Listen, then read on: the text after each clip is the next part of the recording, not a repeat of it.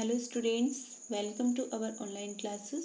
पिछली वीडियो में हमने पढ़ा था कि ततारा विचार मग्न होकर समुद्र के किनारे बैठा है और सूरज की अंतिम किरणें जो समुद्र के पानी के ऊपर गिर रही हैं उन्हें एकटक निहारे जा रहा था।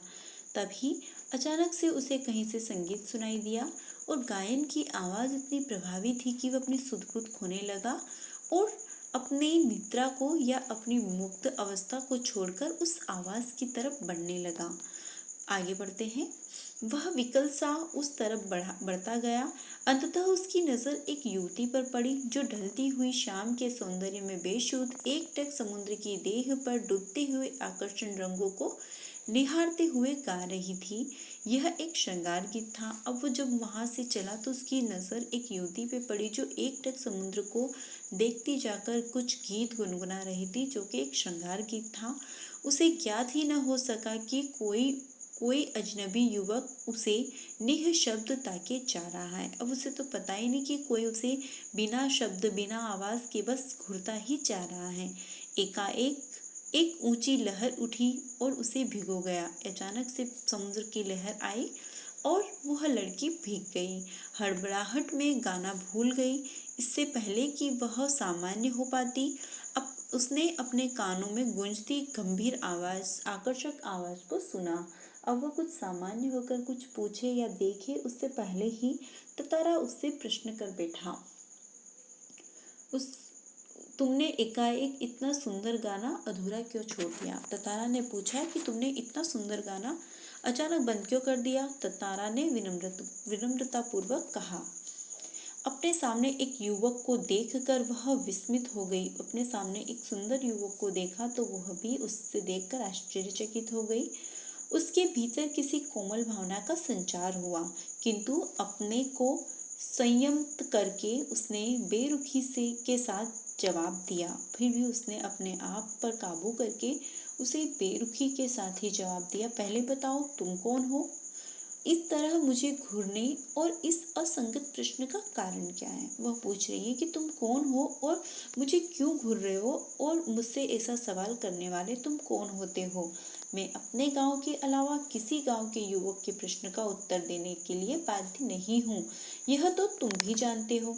उसने कहा कि हमारे गांव के रीति रिवाज तुम भी जानते हो कि मेरे गांव के युवक के अलावा मैं किसी और की बातों का जवाब नहीं दे सकती। ततारा मानो शुद्ध-बुद्ध खोए हुए था। जवाब देने के स्थान पर वह पुनः अपना प्रश्न दोहराया। तुमने गाना क्यों रोक दिया? गाओ, गीत पूरा करो। सचमुच तुमने बहुत सुरीला कंठ पाया है। वह जवाब तो नहीं दे रहा है, परंतु प्रश्न पे प्रश्न किए जा रहा है कि तुमने गाना क्यों छोड़ दिया? उसे पूरा करो, क्योंकि तुम्हारी आवाज़ बहुत ही अच्छी है, तुम्हारा कंठ मीठा है, सुरीला है। वह युवती बोलती है, यह मेरे प्रश्न का उत्तर नहीं है। सच बताओ तुम कौन हो, क्योंकि लपाती गांव में मैंने तुम्हें कभी नहीं देखा। अब वो बोल रही है कि मेरे गांव में मैंने तुम्हें कभी नहीं देखा, सच बता दो कि तुम हो कौन। ततारा मानो सम्मोहित था। उसके कानों में युवती की आवाज़ ठीक से पहुंच न सकी। उसने पुनः विनय की, तुमने गाना क्यों रोक दिया? गाना गाओ ना। वह बार बार उसकी बातें तो नहीं सुन रहा है और बार बार बोल रहा है कि गाना गाओ, गाना गाओ। युवती झुंझला उठी। वह कुछ और सोचने लगी। अंततः उसने निश्चिंत पूर्वक एक बार पुनः लगभग विरोध करते हुए कड़े स्वर में कहा, ढीठता की हद है। मैं जब से परिचय पूछ रही हूँ और तुम बस एक ही राग लपा रहे हो। गीत गाओ, गीत गाओ। आखिर क्यों? क्या तुम्हें गांव का नियम नहीं मालूम? इतना बोलकर वह जानने के लिए तेजी से मुड़ी। ततारा को मानो कुछ होश आया। उसने अपनी गलती का एहसास हुआ।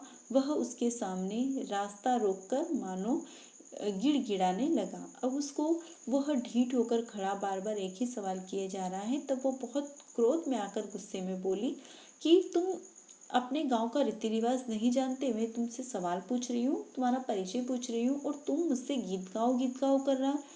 ऐसा सुनकर वह चलने को मुड़ी तो ततारा को लगा जैसे कुछ होश आया है, कुछ हुआ है। उसने उसके सामने जाकर वह गिड़गिड़ाने लगा, मुझे माफ़ कर दो, जीवन में पहली बार मैं इस तरह विचलित हुआ हूँ। तुम्हें देखकर मेरी चेतना लुप्त हो गई थी। मैं तुम्हारा रास्ता छोड़ दूंगा, बस अपना नाम बता दो। ततारा ने विवशता से मैं आग्रह किया। उसकी आंखें युवती के चेहरे पर केंद्रित थी। उसके चेहरे पर सच्ची विनय थी। वामिरो, एक रस घोलती आवाज उसके कानों में पहुंची। वामिरो, वामिरो, वाह कितना सुंदर नाम है। कल भी आओगी न यहाँ? ततारा याचना भरे स्वर से कहा। उसने उसका नाम पूछा, गिड़गिड़ाया विनय की। तब उसने बहुत विनय करने पर अपना नाम बताया, वामिरो। वामिरो नाम सुनकर उसे बहुत अच्छा लगा। उसने कहा, क्या तुम वापस कल यहाँ पे आओगी? आने के लिए उससे विनय करने लगा। नहीं, शायद कभी नहीं, वामिरो ने अनन्य अनन्यमयतापूर्वक कहा और झटके से लपाती गांव की तरफ बेसुध सी दौड़ पड़ी। पीछे ततारा के वाक्य गूंज रहे थे। वामिरो, मेरा नाम ततारा है। कल मैं इसी चट्टान पर प्रतीक्षा करूंगा। तुम्हारी बाट जोऊंगा, जरूर आना। अब वो उसको पीछे से आवाज लगा रहा है कि मेरा नाम ततारा है, मैं कल यहीं तुम्हारी प्रतीक्षा करूंगा, तुम जरूर आना। वामिरो रुकी नहीं, भागती हुई गई। ततारा उसे जाते हुए निहारता रहा। वामिरो घर पहुंचकर भीतर ही भीतर कुछ बेचैनी महसूस करने लगी। उसके भीतर ततारा से मुक्त होने की एक झूठी छटपटाहट थी। एक झलझलाहट में उसने दरवाजा बंद किया और मन को किसी और दिशा में ले जाने का प्रयास किया। वो चाहती थी कि किसी तरीके से मैं उसकी बातों को भूलकर दूसरे काम में लग जाऊं, इसलिए वह कुछ और करने लग गई अपना ध्यान बटाने के लिए। बार बार ततारा का याचना भरा चेहरा उसकी आंखों में तैर जाता।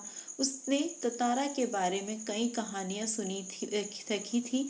उसकी कल्पना में वह एक अद्भुत साहसी युवक था, किंतु वही ततारा उसके सम्मुख एक अलग रूप में आया। सुंदर, बल्लिथ, किंतु बेहद शांत, सभ्य और भोला।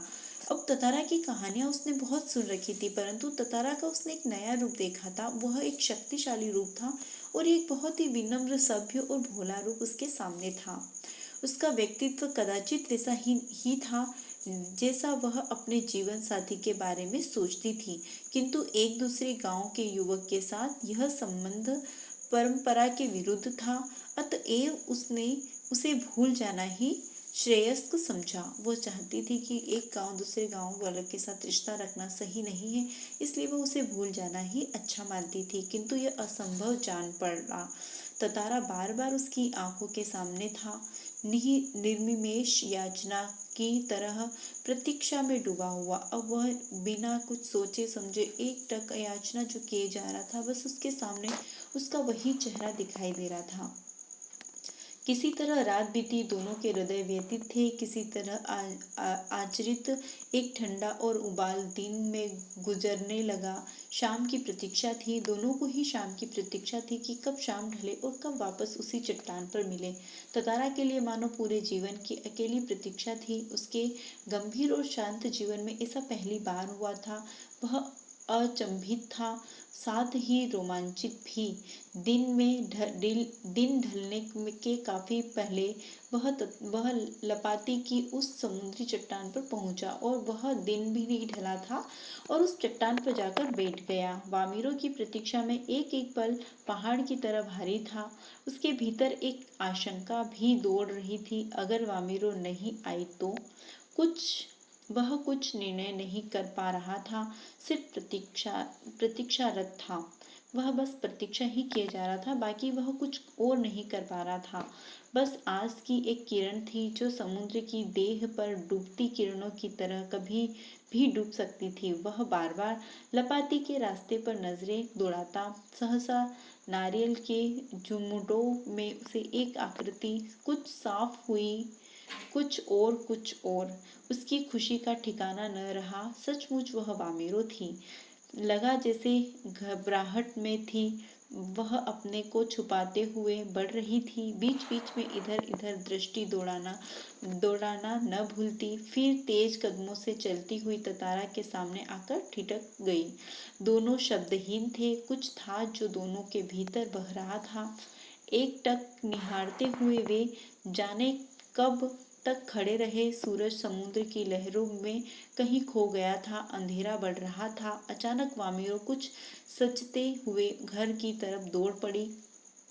ततारा अब भी वहीं खड़ा था, निश्चिंत, निश्चल, शब्दहीन।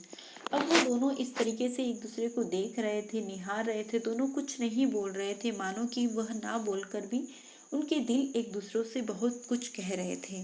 दोनों रोज उसी जगह पहुंचते और मूर्तिवत एक दूसरे को देखते ताकते रहते। बस भीतर समर्पण था जो अनवरत गहरा था। लपाती में के कुछ युवकों ने इस मुख प्रेम को भांप लिया और खबर हवा की तरह बह उठी। अब देखो, उन दोनों के अंदर अंदर ही अंदर प्रेम पनप गया था, परंतु वो दोनों एक दूसरे से कुछ भी नहीं बोलते थे। एक मूर्ति के समान खड़े होकर एक दूसरे को देखते जाते थे। परंतु कुछ युवकों ने उनकी जो इस दशा को भांप लिया था और उन्होंने यह खबर धीरे धीरे पूरे गांव में फैला दी। इससे आगे हम अगले वीडियो में पढ़ेंगे। Thank you.